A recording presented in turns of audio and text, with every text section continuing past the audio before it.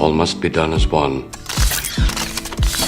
If one fails, all fail. When the Keymaker says, all must work as one, it sounds like the Upanishads, and I hear overtones of Advaita Vedanta. The Upanishads were scriptures, essentially, that were written about 800 BC. They are texts which discuss philosophy at a deep level. They're probably the earliest serious philosophical texts. In them is a teaching of Monism. Sometimes it's called Advaita Vedanta.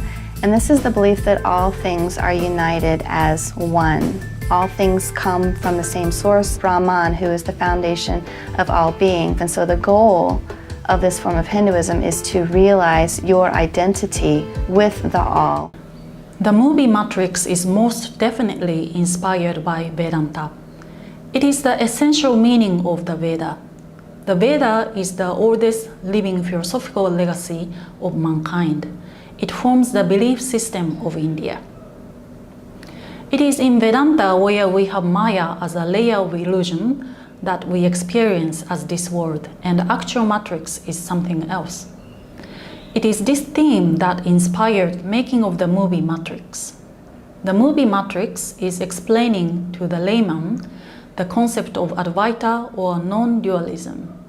This movie also has aspect of the Sanskrit music imposed into it. Asato ma sadgamaya. From non-existence, lead me to existence. Tamaso ma jyotirgamaya. From finite, lead me to infinite. Murtyor ma amrutangamaya. From inertia, lead me to the absolute. This is from Rig Veda. This mantra is the core DNA of our reality and of this illusory world that we experience. If you want to understand the core reality, then we have to drop the illusory understanding of life and death, etc. And 1, 2, 3, 4.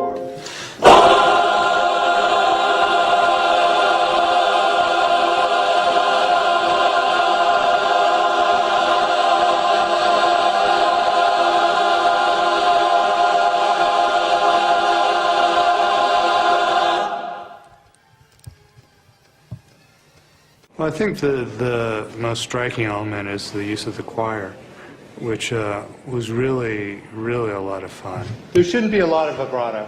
I'd say just kind of a subtle vibrato. Poco vibrato.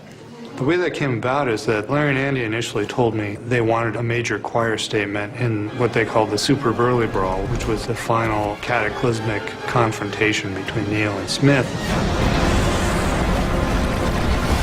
And I thought that was a really excellent idea, but I knew that we needed to have a text for the choir to sing, or else it wouldn't, it really wouldn't function properly. So I asked them if they could find something that was in the public domain that reflected the ideology that they were referring to in all three pictures. I suggested that it preferably would not be in English, and even better would be in a dead language like Latin. So my feeling was that if the choir was singing in English, and saying, "This is the one, watch what he does," it would be really antithetical to everything that they came up with. So I think it was Larry who came up with the idea of using passages from the Upanishads, which are the ancient Vedic scriptures that the Hindu religion is based on. And he wanted to do it in the original Sanskrit. And when I saw the passages that they had chosen, I was astonished at how well integrated these ancient writings were to the entire ideology that Larry and Andy had come up with for the whole thing. These are referencing the one. From delusion, lead me to truth. From darkness, lead me to light. From death, lead me to immortality. I thought that it raised the level of the integration between the music and the action, exponentially. 1, 2, 3, 4.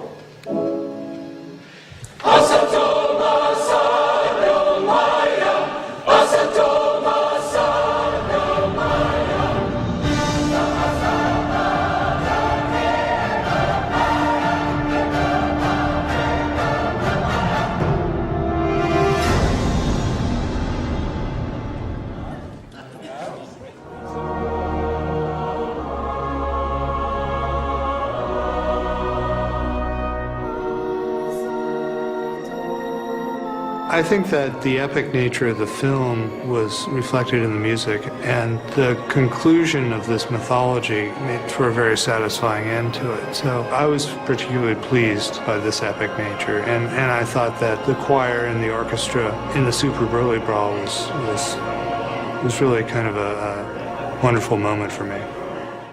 Here, Don Davis is talking only about music apart from the theme of the movie. He is explaining that this was very exact to the scene that they were looking for. When you look at the movie closely, even the word matrix comes from the Sanskrit word matrika. The core structure of this Vedic ideology explains the goddesses called Matrika Devis are as essential truth. But on projection via Maya, we have experienced this illusory world.